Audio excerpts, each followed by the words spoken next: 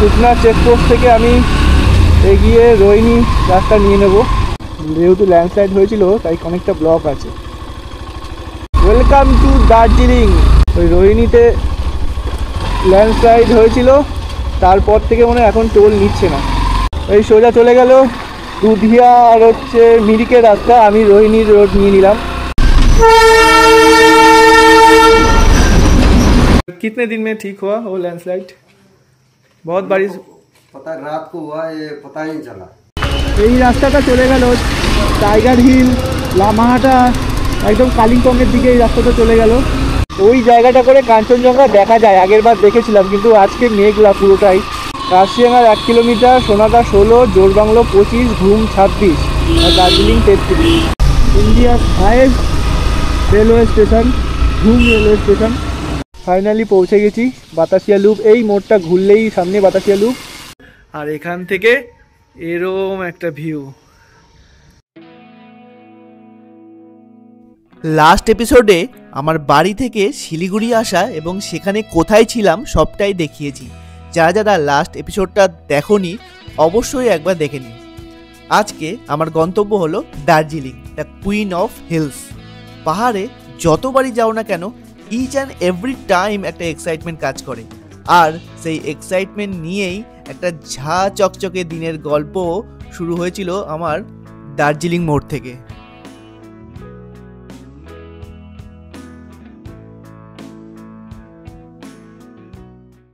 দার্জিলিং মোড় থেকে আমি মিরিক যাওয়ার রাস্তা, দার্জিলিং যাওয়ার রাস্তা ধরে নিয়েছি।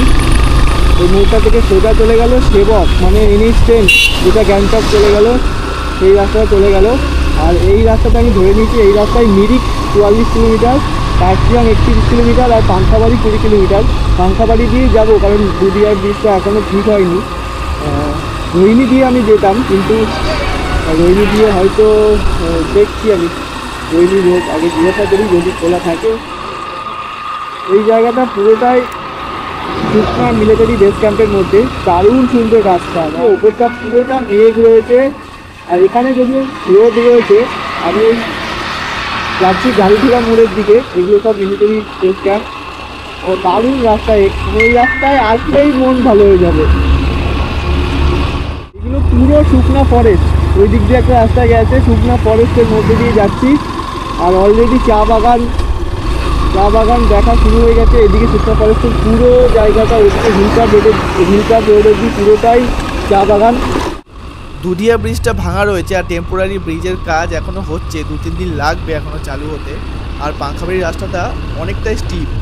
তো আমি একটা লোকাল একজনকে জিজ্ঞাসা করলাম, তা সে বললো যে রোহিণী রাস্তা দিয়ে 2 হুইলার নিয়ে যেতেই পারবে। তা আমি এখন রোহিণী রাস্তাটাই ঠিক করলাম যে ওটা দিয়েই যাব। সুকনা চেকপোস্টে রয়েছি। সুকনা চেকপোস্ট থেকে আমি এগিয়ে রোহিণী রাস্তা নিয়ে নেব। কার্শিয়াং দুদিক দিয়ে যাওয়া যায়। এইটা রোহিণী রাস্তা। এই সোজা চলে গেল দুধিয়া আর হচ্ছে মিরিকের রাস্তা। আমি রোহিণীর রোড নিয়ে নিলাম। এবার হয়তো পাহাড়টা পুরোটা দেখতে পাচ্ছ সামনে, আরও ক্লিয়ার দেখতে পাবে একটু এগিয়ে গেলেই। রোহিণী দিয়ে এর আগে আমি যখন সান্দাকফু গেছিলাম তখন রোহিণী দিয়ে আমি নেমেছিলাম, কিন্তু রোহিণী দিয়ে এর আগে যখন বাইক নিয়ে এনজিপি থেকে রেন্ট নিয়ে গেছিলাম তখন আমি রোহিণী দিয়ে যাইনি, হিলকাট দিয়ে গেছিলাম। রোহিণী দিয়ে ফার্স্ট উঠছি পাহাড়ে, দারুণ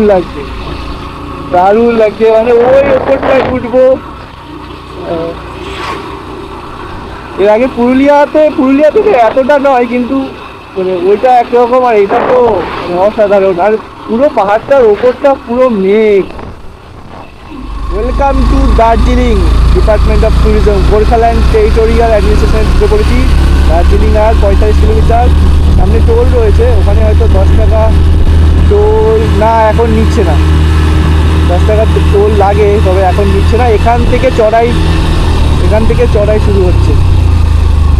ওই রোহিণীতে ল্যান্ডস্লাইড হয়েছিল, তারপর থেকে মনে হয় এখন টোল নিচ্ছে না। এইখান থেকে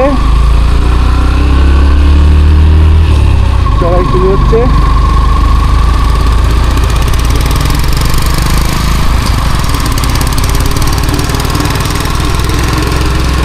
যাচ্ছি এবার পাহাড়ে। পাহাড়ে জবা ফুল, পাহাড়ি গ্রাম, সুন্দর সুন্দর বাড়ি পাহাড়ে। ওয়াও, এই বাড়ির ব্যালকনিটা কি দারুণ।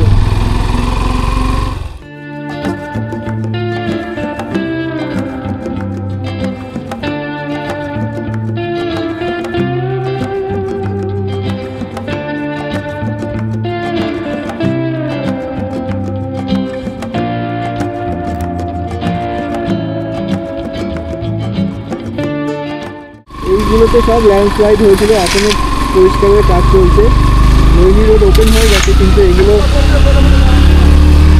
সব ল্যান্ডস্লাইড হয়েছিল এই জায়গাতে। এইগুলো সব দেখতে পাচ্ছ এই রাস্তায় পড়েছিল।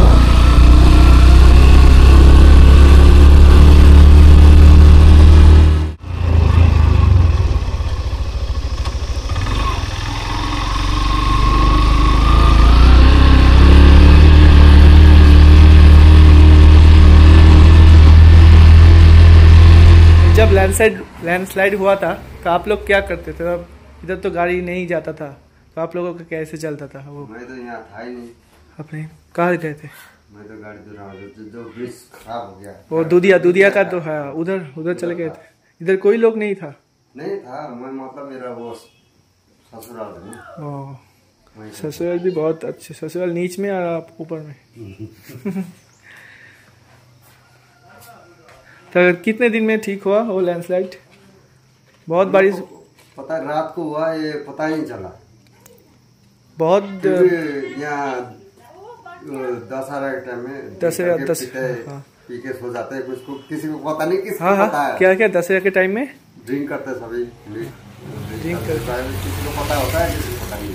हाँ। कितना बारिश हुआ है? बहुत बारिश हुआ 4 तारीख को। मेरे बीती रात भर सोया नहीं, मुझे पता है। রোহিনী রোডে সিরুবাড়ি বলে একটা জায়গা রয়েছে। সেই জায়গাটা ক্রস করার পরে কিছুটা 3-4 কিলোমিটার গেলেই আই লাভ কার্শিয়াং বলে যে জায়গা লেখা থাকে, সেইটার পর থেকেই কিছুটা রাস্তা ডাইভার্টেড রয়েছে ল্যান্ডস্লাইডের জন্য। এখনও 2-3 মাস লাগবে ঠিক হতে। তো সেই কারণেই একটা টেম্পোরারি রোড করেছে, সেটা দিয়ে এখন 2 হুইলার যাচ্ছে। এই রোহিনী দিয়ে কার্শিয়াং আসার রাস্তায় ওই মোড়টার থেকে যেহেতু ল্যান্ডস্লাইড হয়েছিল তাই অনেকটা ব্লক আছে। তো ওই জন্য এই রাস্তাটা একটুখানি খারাপ আছে। এইটা দিয়ে এখন গাড়ি যাচ্ছে কিছুটা। এটা একটা টেম্পোরারি রোড করেছে, তো এইটাতে আসলে একটু সাবধান।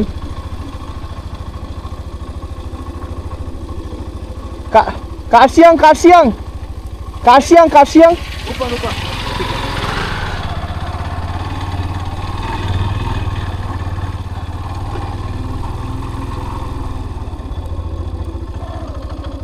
उतना सा ही खराब था, उसके बाद अभी ठीक है। वो ऊपर कार्शियंग टाउन है। तो वैसे थी कार्शियंग।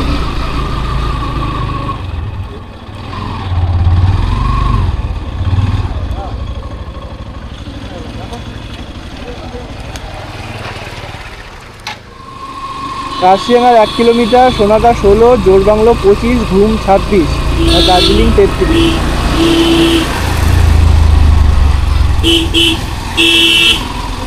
আর এই কার্শিয়াংয়ে আসার পরে এইখানে এই যে টয় ট্রেনের লাইন দেখা যাচ্ছে পাওয়া গেল। যাই হোক, ওইটুকু একটু মাঝে অনেক একটু না বেশ কিছুটা খারাপ ছিল। পিলিয়ান নিয়ে আসা সত্যি চাপের ব্যাপার। যারা মানে প্রথমবার আসছে তারা তো সত্যি ভয় পেয়ে যাবে। তো ওইটুকু কাজ চলছে, 2-3 মাস লাগবে। ওইটুকু বাদে বাকি রাস্তা যেমন ছিল সেরকম ভালোই আছে। চলে এসেছি কার্শিয়াং। এইটা পুরোটাই কার্শিয়াং শহর, ওই ওপরে বাড়িগুলো।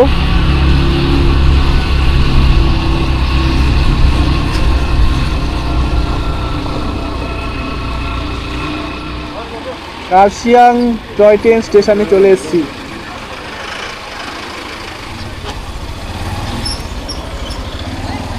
এই পাংখা বাড়ি এইটা দিয়ে আসছে।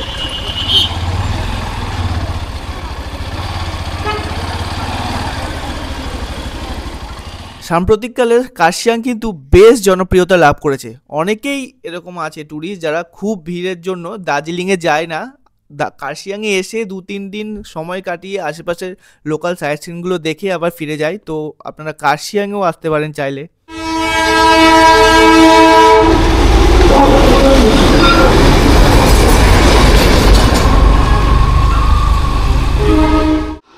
আমি চলে এসেছি কার্শিয়াং শহর পার করে, আর এখন কিন্তু রাস্তা খুব একটা স্টিপ নয়। এর আমি আগেও যখন গেছি আমি দেখেছি কার্শিয়াং চলে আসলে একবার কার্শিয়াং থেকে দার্জিলিং কিন্তু খুব একটা স্টিপ নয়, বেশ ভালো রাস্তা।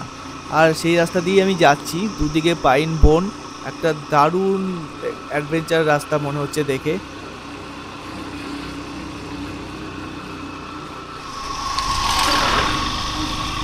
ওই জায়গাটা করে কাঞ্চনজঙ্ঘা দেখা যায়, আগের বার দেখেছিলাম, কিন্তু আজকে মেঘলা পুরোটাই, তাই কাঞ্চনজঙ্ঘার কোনো ভিউ আজকে এখনো অবধি পাইনি। এতক্ষণ কিন্তু 4 হুইলার ছিল না, এখন বেশ কিছু 4 হুইলার ওপর থেকে নিচে শিলিগুড়ির দিকে যাচ্ছে, কারণ এখন সময় ওই 11:30 15 মতো। আর যারা সন্ধ্যের থেকে বিকেলের বা তারপরে ট্রেনগুলো ধরবে সেই সমস্ত ট্যুরিস্টরা কিন্তু এখন ফিরে আসছে। আর সেই কারণেই একটার পর একটা গাড়ি আসার জন্য এই জায়গাটা কিছুটা অনেকটা মানে ভিড়ের মধ্যে পড়েছি। পৌঁছে গেছি সোনাদা, এটা সোনাদা মার্কেট, সামনে সোনাদা টয় ট্রেন স্টেশন রয়েছে। সোনাদাও বেশ ভালো একটা জমজমাট জায়গা। সোনাদার থেকে ঘুম ওই আর 3-4 কিলোমিটার মতো।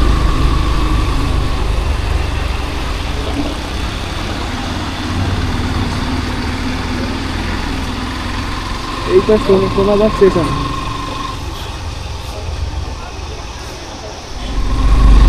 এখানে ওয়েদার আজকে বেশ মেঘলা, সামনে উপরে দার্জিলিংয়ে তো আরোই মেঘলা, বৃষ্টি হালকা হালকা হওয়ার চান্স অল্প আছে দেখেছিলাম, জানি না বৃষ্টি পাবো কিনা, এখনো তো বৃষ্টি নেই, তবে ক্লাউডি। ওই ওপরে পুরো মেঘগুলো ভেসে যাচ্ছে, সামনে দিয়ে পুরো ভেসে যাচ্ছে। আমি এর আগে যখন এসেছিলাম তখন দুবারই পুরো যে কটি ছিলাম ক্লিয়ার স্কাই ছিল, রোদ ছিল, পুরো কাঁচা দেখা গেছে। কিন্তু এইবার কতটা ক্লাউডি, এরকম মেঘ পুরো ভেসে যাচ্ছে, বুঝতে পারছো হয়তো। তো এইটাও দারুণ লাগছে, মানে পাহাড়ের সাথে এই মেঘ ভেসে যাওয়া ব্যাপারটা যায় আর কি। সবসময় ক্লিয়ার স্কাই ভালো লাগে না, তো দারুণ লাগছে। আর এই দিকটা তো পুরো অন্ধকার হয়ে গেছে, কিচ্ছু দেখা যাচ্ছে না। সামনেই জোরবাংলো মোড় পড়বে, যে জোরবাংলো মোড় থেকে লামাহাটা, তিনচুলে, কাকড়া ওগুলো যাওয়া যায়। সেই জোরবাংলো মোড় পেরিয়ে ঘুমের দিকে এগোবো। ওয়াও, দারুণ দারুণ।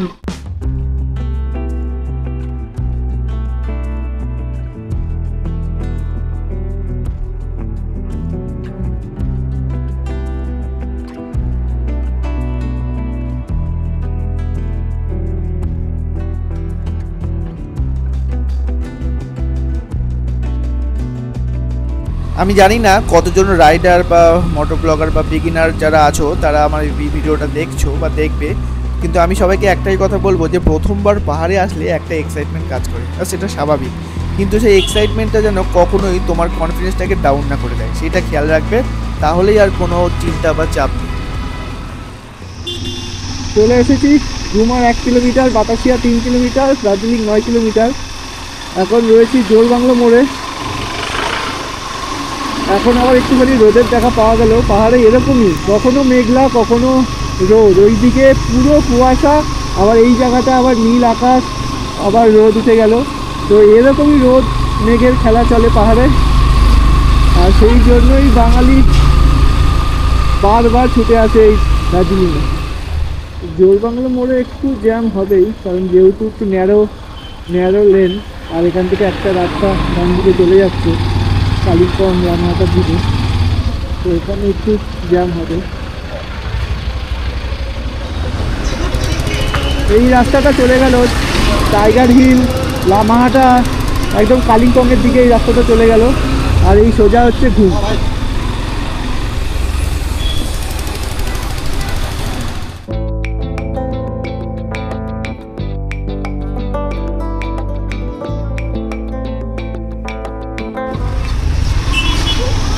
ফাইনালি চলে এসেছি ঘুম। এই দিকের রাস্তাটা চলে গেল মিরিকের দিকে, আর এইটা সোজা দার্জিলিং চলে গেল। আর এইটা ইন্ডিয়ার হাইয়েস্ট রেলওয়ে স্টেশন, ঘুম রেলওয়ে স্টেশন।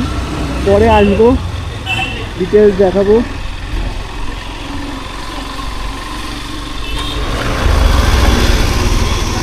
ঘুম মনেস্ট্রি।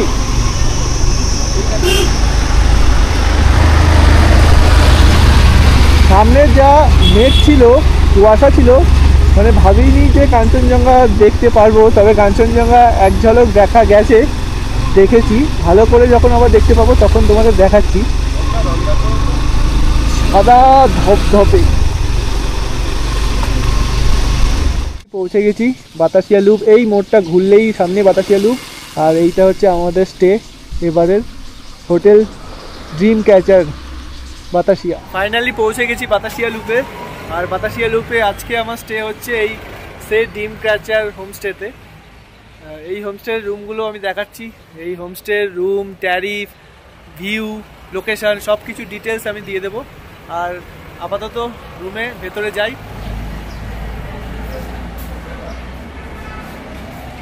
এখানে বসে খাওয়ারও ব্যবস্থা আছে, ওখানে রিসেপশন আছে, ওদের নিজস্ব ইন ডাইনিং রেস্টুরেন্ট আছে। বললে সমস্ত কিছু এই দাদা করে দেবে। তোমার নাম দাদা? ওদের রুমটা হচ্ছে ফার্স্ট ফ্লোরে উপরে।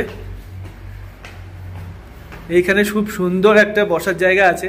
এখানে বসে সন্ধেবেলা, সকালবেলা এই রাস্তাটা ঘুম থেকে আসছে। আর এই দিকে 2 মিনিট হাট ওয়াকিং ডিস্টেন্সে বাতাসিয়া লুপ। তো এখানে বসে তোমরা দারুণ ভিউ, চা খেতে খেতে, কফি খেতে খেতে এনজয় করতে পারবে। আমি যে রুমটা নিয়েছি সেটা রুম নাম্বার 4। এরকম সুন্দর একটা বেড রয়েছে, 2টো পিলো রয়েছে, টিভি রয়েছে, আর তার সাথে রয়েছে বাথরুম। আর বাথরুমে ওয়েস্টার্ন টয়লেট রয়েছে, গিজার রয়েছে, আর বেসিন, মিরর সব কিছুই রয়েছে। খুব সুন্দর। আর বেশ ওয়ালের কালারটা সাদা জন্য বেশ পিসফুল। এবং একটা বেড সাইড টেবিল রয়েছে। এখানেও একটা বেশ স্পেসিয়াস একটা টেবিল রয়েছে, অনেক কিছু রাখা যাবে। এখানে একটা ওয়ার্ড্রপ রয়েছে। আর সব থেকে ভালো যেটা এই রুমে সেটা হচ্ছে এইরকম একটা গ্লাসে মিরর, আর এখান থেকে এরকম একটা ভিউ। কাঞ্চনজঙ্ঘা ঠিক এই দিকটা পড়বে। কাঞ্চনজঙ্ঘা ছাদ থেকে দেখা যাবে, রুম থেকে খুব একটা দেখা যাবে না, কিন্তু এরকম ভ্যালি ভিউ রয়েছে, অসাধারণ। তো এই ভিডিওতে আমি আমার শিলিগুড়ি থেকে দার্জিলিং আসার যে এক্সপিরিয়েন্স আছে সেটাই তোমাদের সাথে শেয়ার করলাম। কেমন লাগলো আমাকে অবশ্যই লাইক এবং কমেন্ট করে জানিও। ভালো লাগলে শেয়ার করে দিও। আর নেক্সট এপিসোডগুলোতে আমি কি সাইট সিন করলাম এবং তারপর মিরিক হয়ে আমি কিভাবে আবার শিলিগুড়ি ফিরে আসলাম সেই সমস্ত কিছুই আসবে। তার জন্য চ্যানেলটাকে অবশ্যই সাবস্ক্রাইব করে বেল আইকন প্রেস করে দিও, কারণ তোমার এই একটা লাইক বা সাবস্ক্রিপশন আমাকে এই ধরনের আরও ভালো ভালো কাজ করতে অনেকটা এনকারেজ করবে।